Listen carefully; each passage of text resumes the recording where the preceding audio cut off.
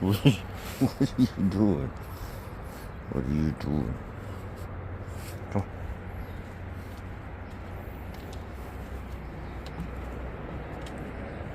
That's strong. That's strong.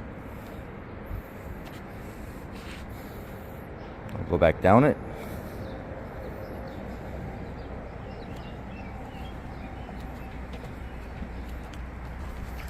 Yeah.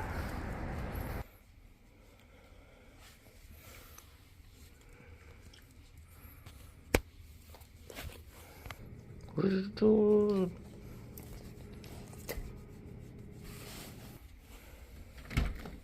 Can I open this? Thank you. Now you can lay back down. Good morning, guys. You know what time it is. I pledge allegiance to the flag of the United States of America and to the republic for which it stands, one nation, under God, indivisible, with liberty and justice for all. So I didn't get the Kia engine started yesterday. Too much other work that came before the Kia engine came in, so that's got to take priority first. We ended up getting a timing belt in for a Toyota Sienna, so that had to get done.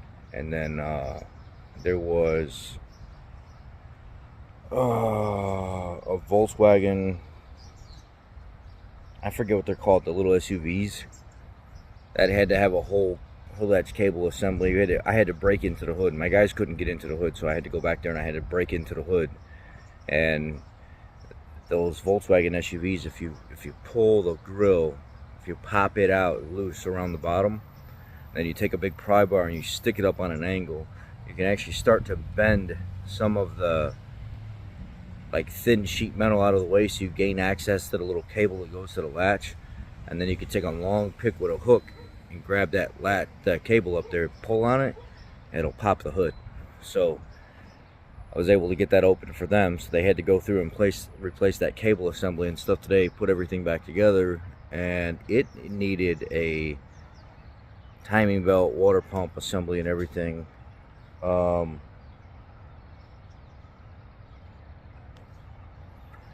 So the guys had to get that done. Then there was random vehicles coming in, oil changes coming in, and all the parts came in for one of the subscribers here on the channel. They got a 2011 Jeep Grand Cherokee with the 5.7 liter Hemi, and it had the Hemi tick, but luckily they caught it right at, they bought the vehicle at 92,000 miles. It's got 94.5 on it now, and it's extended warranty claim, and it's a big job. So all the parts came in for that, and they've been waiting for this thing for like a couple weeks now. So I got all the parts in for that, and I had to get my guy started on it right away. So he ended up getting the cylinder heads put on, the new gaskets put on, the new lifters and stuff put in it. Luckily, they caught it in enough time to where it didn't damage the camshaft, so the camshaft was fine.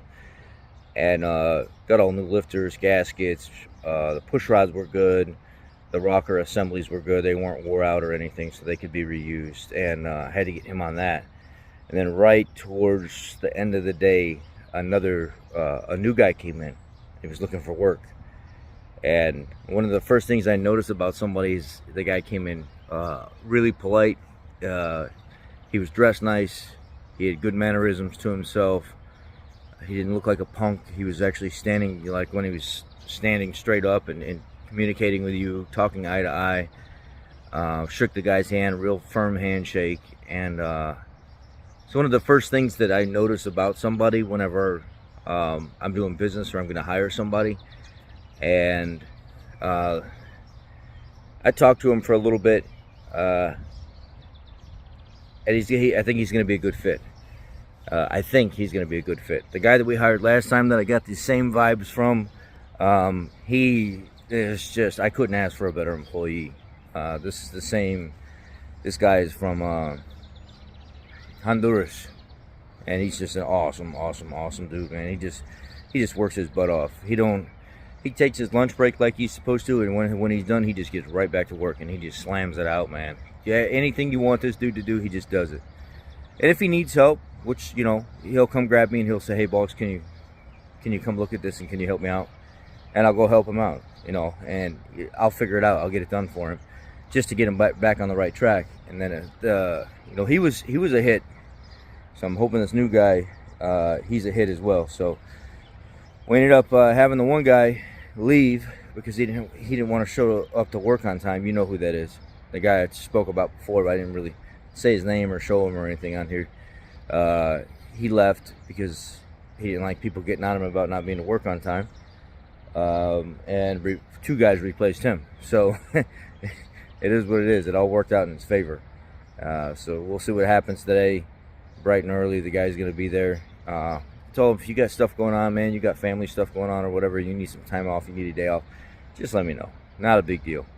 You can have the day off. You can have the time off that you need. You need to come in late because of something going on or whatever, let me know. 15, 20 minutes late, you know, not that big a deal if it's not all the time, but not all the time. You know, in this industry, we're a little bit more forgiving when it comes to stuff like that because we can easily make up for that time. We could have another guy covered down in that area, or me, I'll step out of the office and I'll take up for that little bit of time and till the guy gets there. You know, not a big deal. So, got a new guy starting this morning. So that's kind of a channel update. Hiring a new employee, another new employee, because we're just busy, man. We're busy. We got stuff rolling in the door nonstop, and it's rough. I got a Mercedes coming in this morning that needs a new intake manifold because it's all cracked up. The linkage and everything is messed up on it. So that's coming in. It needs an AC job. The Grand Cherokee has to be test drove and finished up, probably intake manifold, or he might even have it done. The way that guy works, I might go into work and it's already finished. It just needs to be test drove. The Kia engine is going to get installed today. There's a gentleman that dropped off a 2013 Audi a while ago. That's where the bulk of the story was supposed to be about, but maybe I'll do the full-blown story on that tomorrow. That car is going to be for sale. It's just got too much going on. It had the EPC light coming on in a rattle whenever you let go of the accelerator once you got in it. And the timing chain was stretched on it, so that all got replaced with tensioners and stuff like that. And then the cam phaser was rattling on off accelerator demand. So whenever you take your foot off, the cam phaser, just like a 2017 to 2020 F-150 rattle on cold start, or yeah, it would do it off throttle command. The phaser would rattle. And how you verify that is you can actually unplug it and it'll quit doing it. So it's either the solenoid or the phaser. Well, the solenoid was already replaced, so it has to be the phaser. And the phaser on that car is built onto the camshaft. So it took this young man some time to get the... Maybe I'll just tell the story now. It took this young man some time to get the money together to replace that camshaft, because it's like a $1,200 camshaft, depending on where you get it. And you got to take apart the valve cover assembly and stuff on the top of it. So it means all the ignition coils, everything has to get unplugged on top of it. The valve cover assembly is part of the upper camshaft bearing assembly. So when you pull the valve cover assembly off on that, you're not pulling a plastic cover off. It's an aluminum cover with bearings built into it that go over both of the camshafts. Those bearings, whenever we pulled that cover off of that engine, were all scored to hell. They're shot. They're completely... It looked like somebody took like 60 grit or 50 grit sandpaper and just scored the hell out of the bearing surfaces. More on the upper side than on the actual cylinder head side. The bearing on the cylinder head side, each one of the bearing surfaces only have 1 or 2 deep grooves, and I mean deep. It was shot. The cylinder head shot on it, if you really wanted to be honest. And the upper portion of the valve cover really is bad. If a guy wanted to get by, he'd have to smooth some of that out and then go to a thicker oil for a while. But even then, you're asking for problems, because what's going on is oil coming out of that galley and the cylinder head to make it around that bearing. It also feeds like that phaser. You're losing oil pressure. So on demand, when you get into it, that oil pressure goes up, and then you let go, the oil pressure drops down. Well, that phaser doesn't have enough oil pressure in it to actually do what it's supposed to do appropriately. So theoretically, not only does the camshaft have to be replaced, you'd honestly have to get If you went with a dealer, it's like a $1,600 head. If you went online and you found an aftermarket source that refurbishes them, I found the cylinder heads as low as $450, $500, but you got to swap the springs, the valves, everything has to be swapped over. Then you still got to take off the timing chain assembly and stuff like that, swap camshafts over, pull all that junk apart. I mean, it's just, at some point you're like, we might just put an engine in it, because I'm going to have as much time and money by the time all the accessories, maybe not quite as much money, but you get what I'm saying. And then you have to call Eric from I Do Cars up and get an engine sent to you. Yeah, looks like the young man's gonna want to sell that car, because he's like, I don't want to keep pumping money into this thing. And I was thinking to myself, do we need an Audi on the channel? I told him, I said, honestly, a 13 with 170,000 miles on it like you got on that car, you got a brand new timing chain, you got brand new tensioners and stuff down in there. All you need to do now is fix this cylinder head issue with this camshaft. I mean, technically you could drive this car for another 60,000 miles plus with no issues. It might be a good car for somebody if they kept up on all the maintenance, because the inside of the engine is crystal clean. It's not all sludged up like you see on a lot of Audis. This engine was actually somewhat taken care of. That vehicle might be worth about $2,500, $3,000 max, because it is in running condition. You can jump in the thing and drive from here to California. You just get that rattle off D-cell from the cam phaser.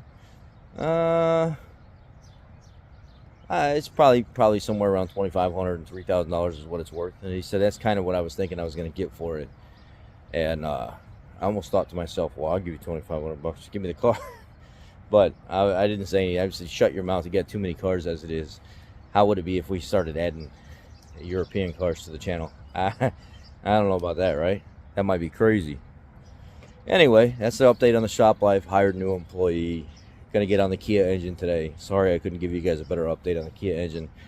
Shop work, you know, that comes first before the charity stuff, unfortunately. Unless that's all we have is the charity stuff, the extended warranty company. And the extended warranty company that we're working with, they're really good so far. They've treated us very, very well. I think they're like one of the second or third largest extended warranty company in the nation. Endurance is what they're called. And they have been absolutely awesome to work with. They've sent out an adjuster to look at the vehicle initially to hear the ticking sound. The guy identified it. Then they sent an adjuster out once everything was tore apart, identified it. One of the lifters had slightly spun inside the bore and wearing a little abnormal. Approved everything.